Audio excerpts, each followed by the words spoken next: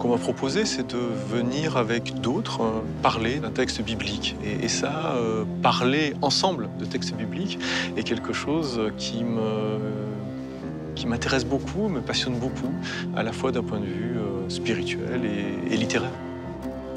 J'ai accepté de venir dans cette émission parce que j'en savais pas grand-chose et que moi, j'aime bien quand il y a de l'espace, quand il y a de l'aventure possible. Voilà. Et donc là, je me suis dit, tiens, ça, je tente l'aventure. J'ai accepté de faire cette émission par curiosité. Je me sens plutôt serein et curieux, c'est-à-dire que c'est une pratique de réflexion collective qui me plaît beaucoup. Et bon, je ne sais pas quel est le texte qui va arriver. Avant de commencer cette émission, je me sens un peu incertaine. Je ne sais pas comment je vais me sentir devant les caméras, quel rapport je vais avoir avec les personnes que je vais rencontrer et si je vais trouver une place parmi ces gens qui seront sûrement plus cultivés que moi. Je me sens paisible parce que je trouve que j'ai beaucoup de chance de pouvoir prendre 2 jours avec des textes bibliques. Je suis toujours très heureuse d'avoir du temps avec le texte biblique. Et je me sens curieuse de découvrir 2 personnes que je ne connais pas.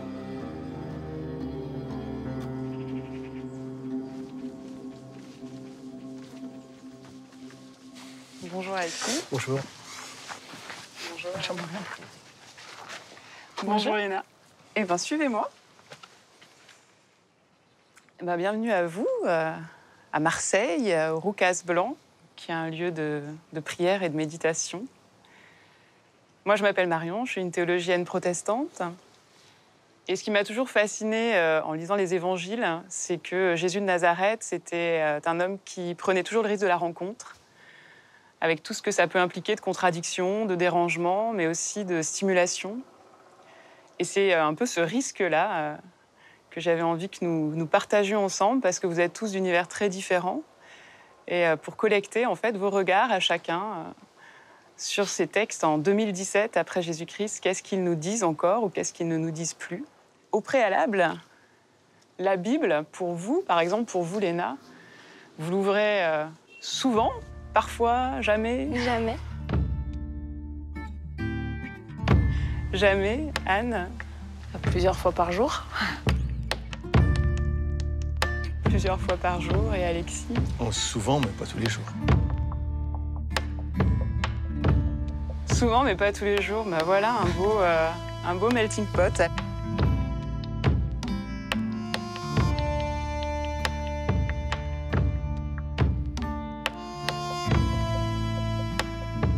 C'est la première fois que je viens à Marseille. Et alors, ça fait quelle impression de venir pour la première fois à Marseille? Chaud. Parce que tu viens d'où? Alsace. Et vous? Ouais, moi de Lyon, donc c'est pas si étranger. Ça fait 2 ans moi, que j'habite à Marseille et je me dis qu'à Marseille, on est un peu ailleurs. Et ici, au Roucas Blanc, je pense qu'on est encore un peu ailleurs par rapport à Marseille. Et toi, Alexis, qu'est-ce que tu fais?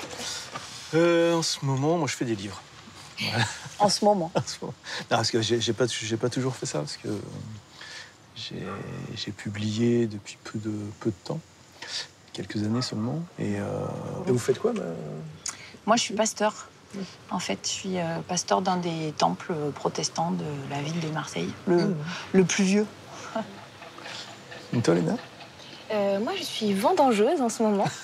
Voilà, je fais les vendanges.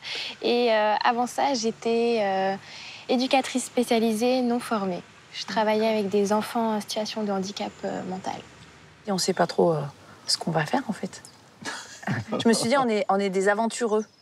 Ouais, tout à fait. Pas aventurier, mais aventureux. Toi, tu as déjà fait cette expérience, Léna? Pas du tout. Et je suis totalement ignorante face à la Bible.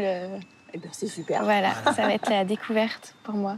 Moi, j'aime beaucoup lire la Bible. Je le fais beaucoup dans mon métier.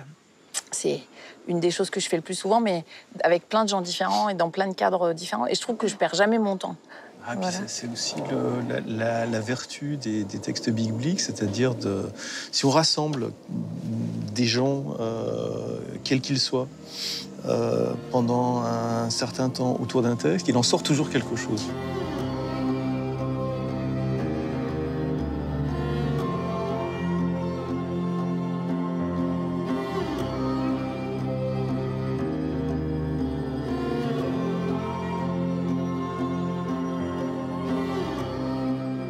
Je vais vous lire une de ces rencontres, justement, d'évangile. Dans l'évangile de Marc, au chapitre 5.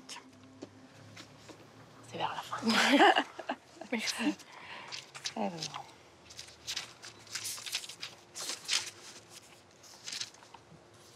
Marc 5, à partir du verset 25. Voilà, ça y est, 25 jusqu'à 34, c'est ça? Exactement. Or, il y avait une femme atteinte d'une perte de sang depuis 12 ans. Elle avait beaucoup souffert entre les mains de plusieurs médecins. Elle avait dépensé tout ce qu'elle possédait sans en tirer aucun avantage. Aucun avantage. Au contraire, son état avait plutôt empiré. Ayant entendu parler de Jésus, elle vint dans la foule par derrière et toucha son vêtement. Car elle disait, si je puis seulement toucher ses vêtements, je serai guérie. Au même instant, la perte de sang s'arrêta, et elle sentit dans son corps qu'elle était guérie de son mal. Jésus ressentit aussitôt en lui-même qu'une force était sortie de lui. Il se retourna au milieu de la foule et dit, Qui a touché mes vêtements? Qui a touché mes vêtements? qui a touché mes Qui vêtements? a touché mes vêtements? Ses disciples lui dirent, tu vois la foule qui te presse et tu dis, Qui m'a touché? Qui m'a touché? qui m'a touché? Qui m'a touché? Et il regardait autour de lui pour voir celle qui avait fait cela. La femme, effrayée et tremblante, sachant ce qui s'était passé en elle, vint se jeter à ses pieds et lui dit toute la vérité. Mais Jésus lui dit, ma fille, ta foi t'a sauvée. Va en paix et sois guérie de ton mal. Alors vous, Lénac, première impression comme ça pour un baptême de Bible? C'est cru comme histoire? C'est cru, oui. Anne, vous qui ouvrez tous les jours la Bible. En vous entendant commencer à le lire et en le découvrant, j'ai pensé à quelqu'un. D'accord. Voilà. Quelqu'un avec qui un jour j'avais discuté de ce texte-là Ok. et qui m'avait partagé des choses à partir de ce texte-là. C'est un texte incarné. Et Alexis, Ce qui est beau dans une lecture précise, c'est qu'on voit apparaître tous les détails qu'on ne connaissait pas, alors qu'on connaît globalement l'histoire.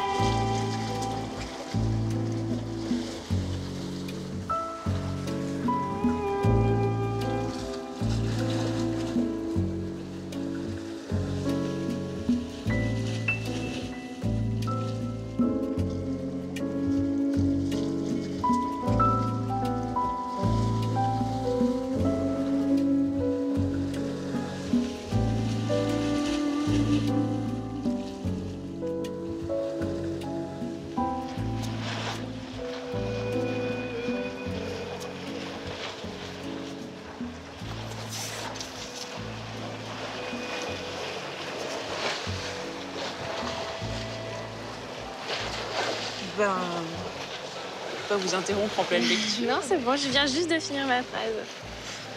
Voilà, moi je vous ai invité justement parce que tout à l'heure vous avez dit que c'était une première d'ouvrir la Bible. Et je pense que c'est vraiment une chance, en fait, pour les gens qui sont très familiers de ces textes-là, de pouvoir entendre un regard complètement nouveau. Est-ce que vous pourriez me dire si vous avez eu des images dans votre tête en écoutant ce texte, en le relisant, là? Bah oui, j'ai imaginé la scène comme si je regardais un film. Ouais. Et alors, ça se passait comment? Il y avait Jésus donc en blanc avec des longs cheveux et une longue barbe. Ah ouais. Une foule autour de lui et cette femme malade qui était habillée très colorée. Voilà, et puis qui le touche vraiment de loin dans le dos. Voilà. Pour vous, est-ce qu'il y a une émotion prédominante à la lecture de ce texte? Elle est surprise de l'effet que ça va lui faire de toucher Jésus. Et puis lui, il est surpris de sentir quelque chose qui s'évade de lui. Et du coup, moi, ce qui me marque en vous entendant le dire, c'est cette égalité, en fait, d'émotions. Ouais. Ils vivent la même chose au même moment, sans se connaître. Est-ce que vous auriez imaginé qu'ils puissent se retrouver à pied d'égalité avec les gens qu'ils rencontrent dans les émotions? Je pense que si les gens croient en lui et en ce qu'il a fait, c'est justement pour ça, parce qu'il s'est mis à la hauteur de tout le monde.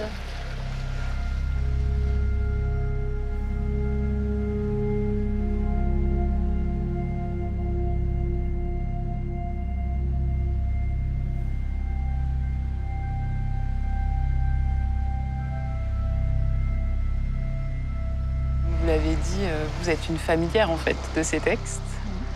Et du coup, je suis curieuse de savoir qu'est-ce qui a retenu en particulier votre attention en lisant puis en méditant ce texte. La première chose qui me frappe, c'est que au moment où elle attrape le vêtement de Jésus et où elle sent qu'il se passe quelque chose, en fait, le texte dit, elle sait dans son corps qu'il se passe quelque chose. Et après, Jésus, il connaît aussi en lui-même. Et donc, il y a quelque chose d'extrêmement intime que personne d'autre que celui qui vit ça ne peut savoir. C'est une connaissance qui vient de l'intérieur. Voilà. Et donc, c'est comme si tout d'un coup, ils sont tous les deux dans la foule.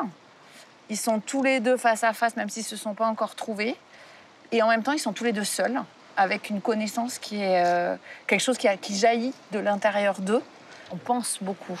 Voilà. On pense beaucoup les choses et on s'enferme beaucoup là, en oubliant qu'on fait un tout. Et que le face-à-face avec Jésus, il nous renvoie aussi l'entièreté de notre être.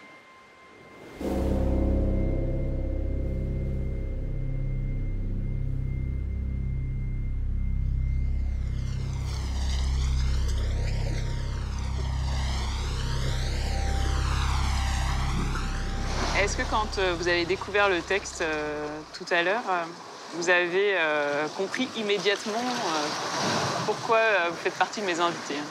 Oui, mais bien sûr, puisque je viens d'écrire un livre à propos du toucher, et à propos de l'effet que fait toucher quelqu'un. Et là, c'est vraiment au cœur de cette histoire. Et puis d'autant plus que ça parle de l'effet intérieur profond produit par le toucher. Et c'est quelque chose qui vous préoccupe, ça, depuis aussi votre livre précédent, Son visage et le tien. C'est vraiment d'approcher Dieu par les sens et pas seulement par la tête. Étudier ne me rapproche pas de Dieu, ne me rapproche pas de la foi. Ce qui peut m'en rapprocher, c'est l'expérience que je peux en avoir et c'est essayer de sentir cette très très fine expérience, quelque chose qui est aux bornes du sensible et aux bornes du disciple. Et moi, ce qui me fascine, c'est cette symétrie, ce miroir, cette symétrie entre les deux. Finalement, c'est ce couple qu'ils forment un instant. En un instant, ils forment un couple et ce couple va les construire tous les deux. Va la construire elle qui souffrait d'un écoulement de sang. C'est pas tout ce que c'est, l'écoulement de sang, mais on sent bien qu'elle n'est pas bien étanche. Il y a quelque chose qui va pas. Il y a quelque chose elle est comme si elle avait des limites un peu flottantes. Elle savait pas où elle était finalement et qui elle était. Et là, par ce simple contact, paf, paf, paf, paf, elle va mieux. Elle est guérie. Quelque chose l'a habitée. Et ce quelque chose est passé par le contact.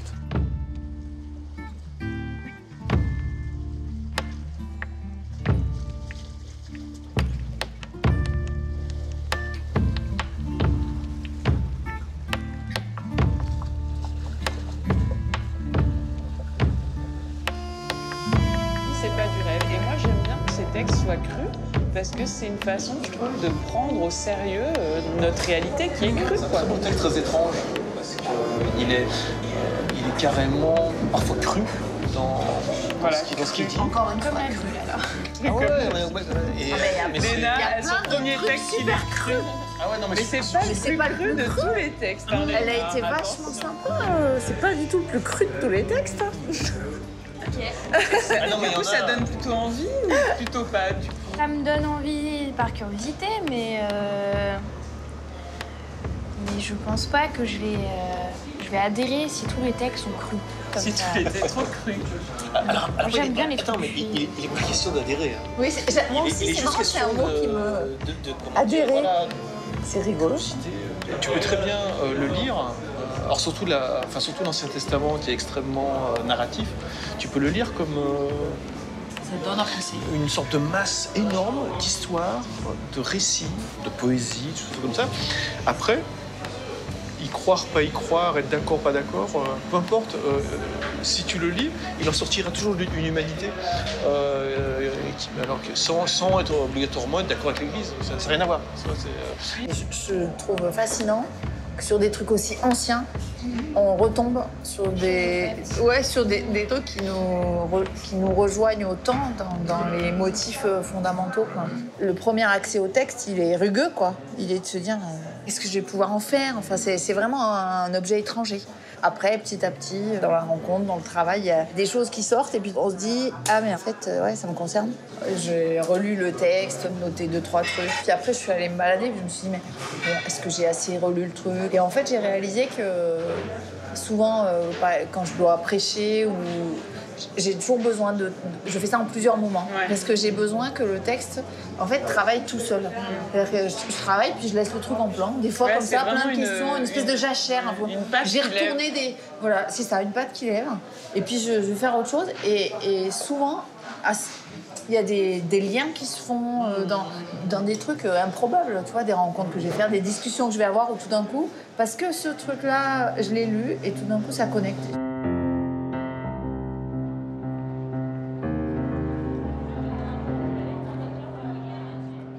Or, il y avait une femme atteinte d'une perte de sang depuis 12 ans. Elle avait beaucoup souffert entre les mains de plusieurs médecins. Elle avait dépensé tout ce qu'elle possédait sans en tirer aucun avantage. Au contraire, son état avait plutôt empiré. Ayant entendu parler de Jésus, elle vint dans la foule par derrière et toucha son vêtement, car elle disait « Si je puis seulement toucher ses vêtements, je serai guérie ». Au même instant, la perte de sang s'arrêta, et elle sentit dans son corps qu'elle était guérie de son mal. Jésus ressentit en lui-même qu'une force était sortie de lui. Il se retourna au milieu de la foule et dit « Qui a touché mes vêtements ?» Ses disciples lui dirent « Tu vois la foule qui te presse et tu dis « Qui m'a touché ?» Il regarda autour de lui pour voir celle qui avait fait cela. La femme, effrayée et tremblante, vint se jeter à ses pieds et lui dit toute la vérité. Mais Jésus lui dit « Ma fille, ta foi t'a sauvée. Va en paix et sois guérie de ton mal. »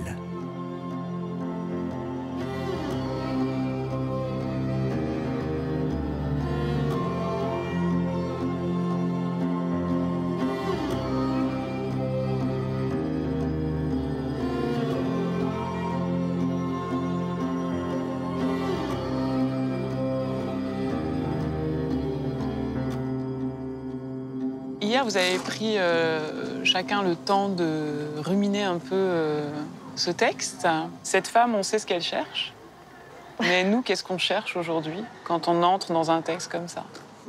Moi, je cherche des histoires, des petits récits concrets, et qui sont d'une puissance extraordinaire, parce qu'ils sont sans fin et sans fond. C'est des petits récits qui permettent des développements infinis. Et ça me fascine, et c'est inépuisable, et c'est heureux qu'il existe un livre inépuisable. Et vous, Anne, vous cherchez quoi quand vous ouvrez la Bible? Moi, je cherche quelqu'un. Je cherche celui qui est caché derrière les histoires.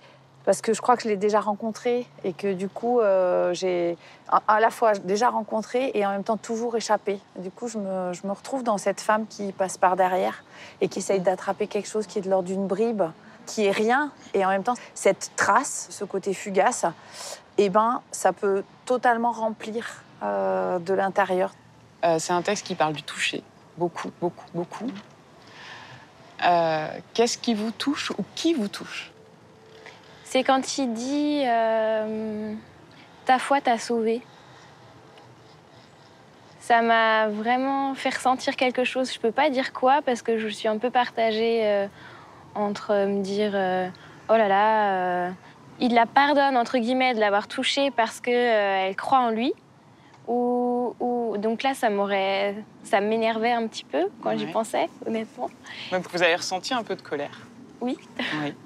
Ou au contraire, juste de la joie parce qu'il lui dit qu'elle a été sauvée par son espoir et sa volonté de s'en sortir malgré tout. J'entends, moi, deux interprétations possibles de ce qu'est la foi. Est-ce que la foi, c'est dire, ce type-là, tout le monde en parle et dit que c'est le sauveur, alors je vais le croire aussi, comme ça peut-être j'ai une chance d'être guérie? Ou est-ce que c'est ce que vous venez de dire, de la volonté? Je ne sais pas pour un croyant ce que c'est la foi, en fait. Est-ce que c'est la première hypothèse ou la deuxième? Ou les deux, peut-être? Et pour cette femme, comme vous la rencontrez en lisant le texte? Elle dit qu'elle a entendu parler de lui, mais en fait, elle ne sait pas vraiment qui c'est. Et elle se dit juste, il faut qu'il se passe quelque chose et si je fais ça, je vais y arriver. Alors soyons audacieux, nous aussi. Et si vous deviez dire à cette femme qu'est-ce qui l'a sauvée avec un autre mot que la foi? Le premier mot qui m'a traversé, c'est « ton courage t'a sauvé ». Le courage d'y être allé. Va, ton courage t'a sauvé. Léna? Persévérance. Va, ta persévérance t'a sauvé. Moi, fragilité. Ta fragilité t'a sauvé. Moi, je vais vous lire un autre texte, donc, qui est tiré du dernier livre d'Alexis, qui s'appelle « Dans l'attente de toi ». J'ai senti sous mes doigts ta peau. Et tout ce qu'elle recouvrait. J'ai senti ta peau la nuit sous une manche de laine. J'ai senti ta peau comme la surface noire d'une eau sans fond, et sous le contact de mes doigts, tu es venu. Quelque chose de toi venait jusqu'à moi, et je le sentais au bout de mes doigts, comme les poissons curieux viennent à la surface quand on leur apporte un peu de pain. Léna, quand je lis ça, par rapport au texte qui nous accompagne depuis hier, je trouve que la comparaison avec la surface de la mer noire sans fond, ça représente bien ce qu'ils ont ressenti tous les deux. Ils ont pu ressentir la surface de ce qui se passait en eux, en sachant qu'il y avait quelque chose de beaucoup plus grand en dessous, mais sans savoir ce que c'était. Moi, j'aime beaucoup aussi ce mouvement de l'appel à la surface. Et c'est l'autre, en fait, qui fait... L'autre, j'ai envie de dire, avec un petit A et avec un grand A, qui peut faire remonter à la surface quelque chose de nous, qu'on ne connaît pas toujours nous-mêmes, et qui, en même temps, est de l'ordre de la vie avec un grand V. Alexis, vous saviez que vous étiez en train de plagier l'Évangile en écrivant ça? Eh bien, pas du tout. C'était à l'insu de mon plein gré. Et quand vous entendez cet extrait, oui. Avec ce texte-là qui remonte aussi à nos surfaces depuis hier, ça vous frappe? Tout à fait. Alors, c'est vraiment dans l'idée de l'aspect mutuel du toucher, c'est-à-dire qu'il y a quelqu'un qui va toucher, mais l'autre, celui qui est touché, n'est pas dans une posture passive. Il y a quelqu'un. Alors, après, je ne sais pas ce que c'est, mais on sent très bien, on sent la présence de l'autre ou pas. Voilà, celui qui ne veut pas être touché, on sent qu'il n'est pas là, et s'il veut être touché, on sent qu'il est là. Il y a quelque chose assez mystérieux, mais très, très sensible. Voilà, on sent l'autre venir sous les doigts. Et en effet, cette femme de l'Évangile a senti le Christ venir sous ses doigts. Et le Christ s'est senti venir sous ses doigts, c'est ce qu'il raconte. Et effectivement, moi, si j'ai choisi ce texte, c'est que c'est le texte qui ramasse le plus souvent ce verbe grec qui signifie toucher, qui apparaît 30 fois dans les 4 évangiles et 10 fois pour cette histoire. Et on entend de ça, justement, cet homme, Dieu pour les chrétiens, qui en même temps se met à égalité, qui accepte de se laisser toucher et que ça modifie quelque chose en lui, en fait. Moi, c'est ça qui me touche dans cette histoire.